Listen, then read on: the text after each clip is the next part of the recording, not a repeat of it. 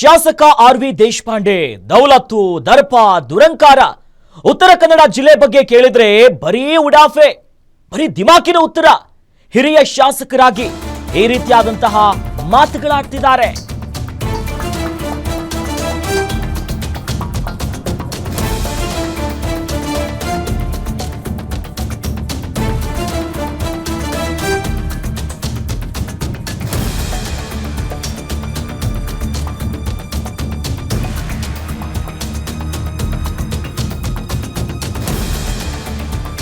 ಶಾಸಕ ಆರ್.ವಿ. ದೇಶಪಾಂಡೆ ದೌಲತ್ತು ದರ್ಪ ಉತ್ತರ ಕನ್ನಡ ಜಿಲ್ಲೆಯ ಬಗ್ಗೆ ಕೇಳಿದ್ರೆ ಬರೀ ಉಡಾಫೆ ಮತ್ತು ದಿಮಾಕಿನ ಉತ್ತರ.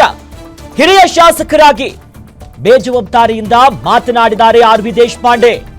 ಉತ್ತರ ಕನ್ನಡ ಜಿಲ್ಲೆಗೆ ಸೂಪರ್ ಸ್ಪೆಷಾಲಿಟಿ ಆಸ್ಪತ್ರೆ ಬೇಕು ಅಂತ ಪ್ರಶ್ನೆ ಕೇಳಿದ್ರೆ ಆ ಸಂದರ್ಭದಲ್ಲಿ ಈ ಜಿಲ್ಲೆಯ ಒಂದು ಸುಸಜ್ಜಿತ ಆಗಿರುವಂತಹ ಆಸ್ಪತ್ರೆ ಯಾವಾಗ ಬರುತ್ತೆ ಸರ್ ಅನ್ನೋದಾಗ ಪ್ರಶ್ನೆ ಕೇಳ್ತಾರೆ.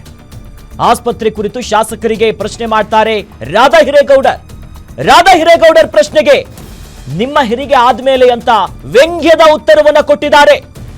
ರಾಧಾ ಹಿರೇಗೌಡರ್ ಪ್ರಶ್ನೆಗೆ ದಿಮಾಕಿನ ಉತ್ತರವನ್ನ ಕೊಟ್ಟಿದ್ದಾರೆ ಶಾಸಕ ದೇಶಪಾಂಡೆ. ಗ್ಯಾರಂಟಿ ನ್ಯೂಸ್ನ ಪ್ರಧಾನ ಸಂಪಾದಕರ ಪ್ರಶ್ನೆಗೆ ಗಾಂಚಲಿ ಉತ್ತರ ಕೊಟ್ಟಿದ್ದಾರೆ. ಒಬ್ಬ ಮಹಿಳಾ ಪ್ರಧಾನ ಸಂಪಾದಕರಿಗೆ ಇಂಥ ಉತ್ತರವನ್ನು ಕೊಡಬಹುದಾ? ಉತ್ತರ ಕನ್ನಡ ಜಿಲ್ಲೆಯ ಹಳಿಯಾಳ ಶಾಸಕರಾಗಿರುವಂತ ಆರ್.ವಿ. ದೇಶಪಾಂಡೆ ನೇರ ಪ್ರಶ್ನೆಗೆ ತಬ್ಬಿಬ್ಬಾಗಿ ಗಾಂಚಲಿ ಉತ್ತರವನ್ನ ಕೊಟ್ಟಿದ್ದಾರೆ. ಹಿರಿಯ ಶಾಸಕರು ನೋಡಿ ಎಂತ ಮಾತಾಡ್ತಿದ್ದಾರೆ ನೋಡಿ.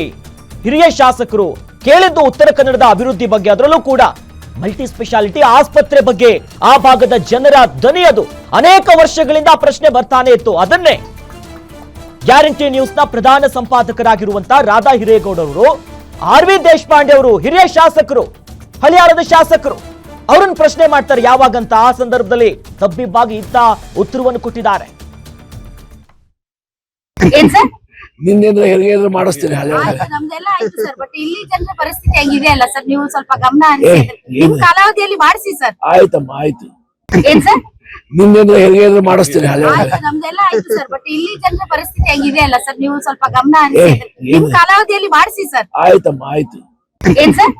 ನಿನ್ನೆಂದ್ರೆ ಹೆರಿಗೆ ಮಾಡಿಸ್ತೀನಿ ನಮ್ದೆಲ್ಲ ಆಯ್ತು ಸರ್. ಬಟ್ ಇಲ್ಲಿ ಜನರ ಪರಿಸ್ಥಿತಿ ಹೆಂಗಿದೆ ಅಲ್ಲ ಸರ್, ನೀವು ಸ್ವಲ್ಪ ಗಮನ ಹರಿಸಿ.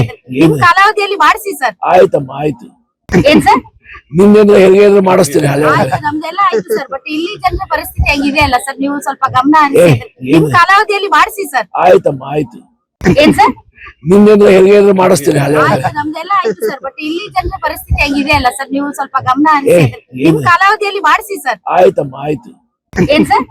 ನಿನ್ನೆಂದ್ರೆ ಹೆರಿಗೆ ಮಾಡಿಸ್ತೀನಿ ನಮ್ದೆಲ್ಲ ಆಯ್ತು ಸರ್. ಬಟ್ ಇಲ್ಲಿ ಜನರ ಪರಿಸ್ಥಿತಿ ಹೆಂಗಿದೆ ಅಲ್ಲ ಸರ್, ನೀವು ಸ್ವಲ್ಪ ಗಮನ ಹರಿಸಿ. ನಿಮ್ ಕಾಲಾವಧಿಯಲ್ಲಿ ಮಾಡಿಸಿ ಸರ್. ಆಯ್ತಮ್ಮ ಆಯ್ತು. ಏನ್ ಸರ್?